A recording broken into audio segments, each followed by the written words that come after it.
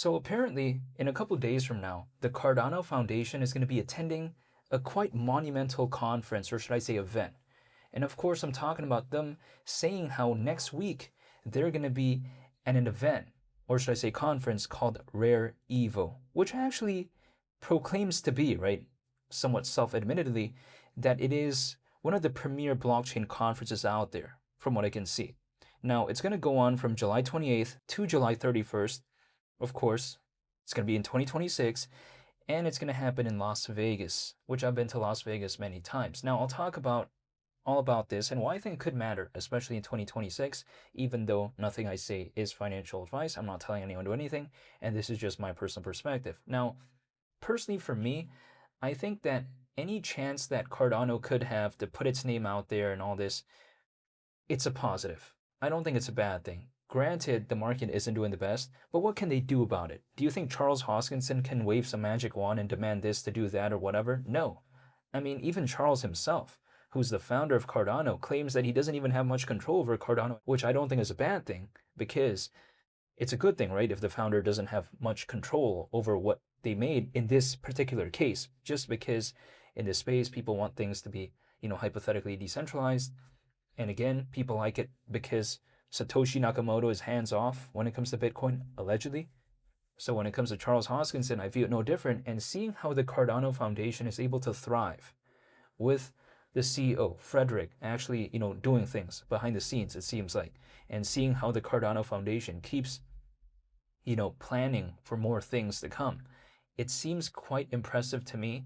And again, if Cardano, even in 2026, if they could start going to events and all this, it does matter, because keep in mind, the Cardano Foundation is even going to be attending another event or conference later in September, and that's going to be in Zurich, Switzerland.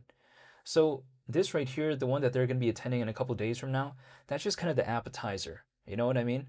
The one in Switzerland, maybe that's the one that they're really hyped about.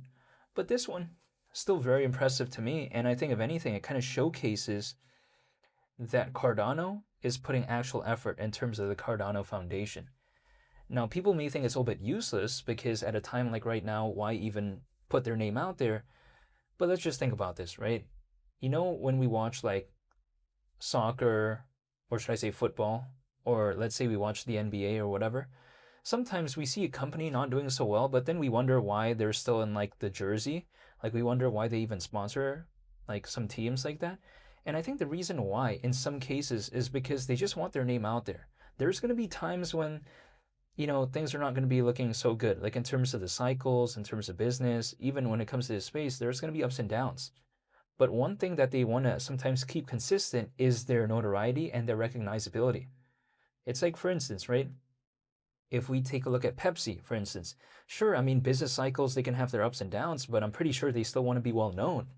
So it's no different here.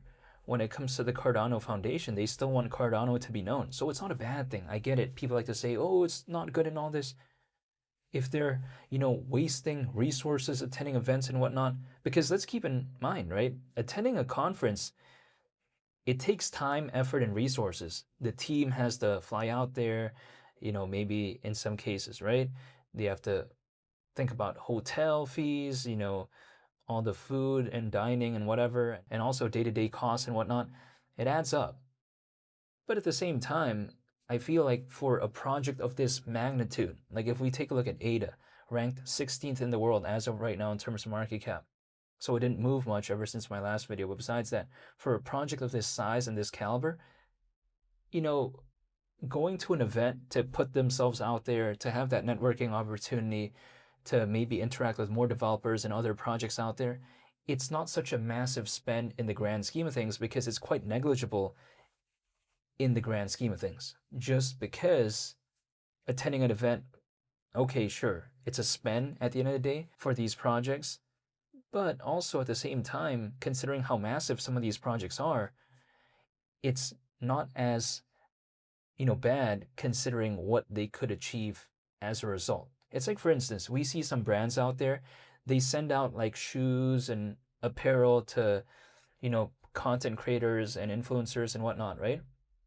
Now, when they do that, sure, I mean, in theory, they're sending like product to them, in some cases for free, but in return, sometimes they get a review and, it just puts their product out there.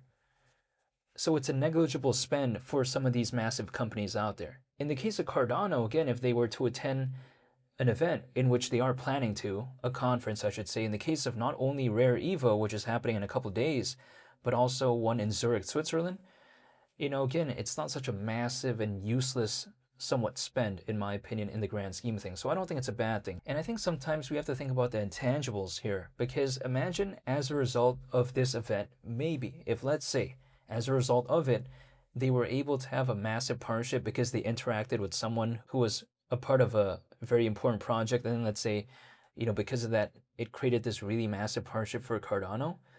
That could maybe happen. I mean, it doesn't mean it will, but imagine, even just one amazing partnership were to happen, all that they spent on those events and whatnot, attending those events, I should say, it's all gonna seem like not such a big deal moving forward, if they could even do that. But yeah, we'll wait and see. But also, at the end of the day, take a look at their partnership recently with the Brazilian Olympic Committee. They even have a partnership with the largest company in Brazil. I'm not joking. I'm talking about a company by the name of Petrobras, which again is allegedly the most massive company in Brazil. So Cardano, they've been doing things. And also they recently partnered up with something else that's very massive in Brazil, which is called Senai São Paulo. So that was very impressive as well. So yeah, when it comes to Cardano, I get it. People like to say, well, they're not really doing too much. Well, keep in mind, not only is the Cardano Foundation planning to go to multiple events, right, moving forward, but also Cardano recently had the Van Rossum hard fork come into fruition, in a sense that it really did happen.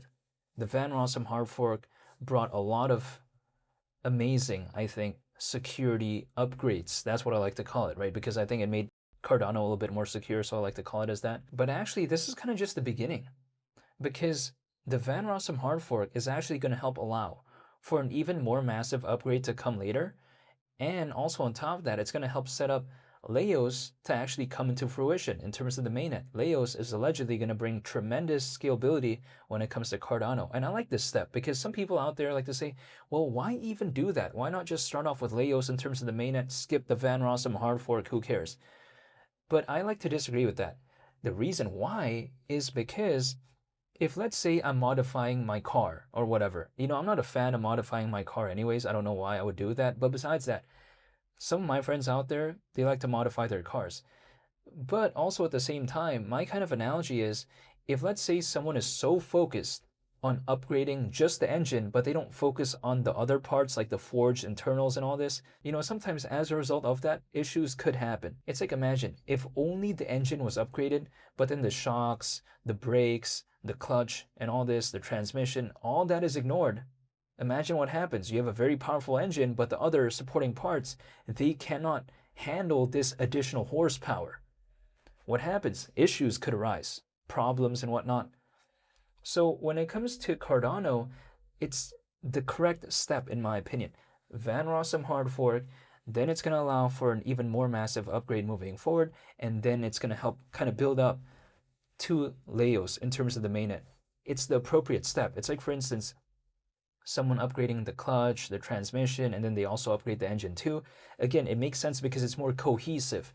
Had, let's say, they just straight up went to the Leos mainnet and then completely ignored Van Rossum in terms of the hard fork, if that was the case, then it wouldn't be so good, I think, for the fundamentals when it comes to Cardano, because they'd be skipping a step. It's like, for instance, imagine I'm just walking one day and then suddenly tomorrow I'm going to be like, oh, I'm going to run a marathon that's like 30 miles. It's like, what the? I mean, how does that make sense? I got to learn how to, I guess, do 5 miles or 10 miles first, right? Before going to like 30 miles. Like, how is that even possible for me? You know what I mean? There needs to be steps here.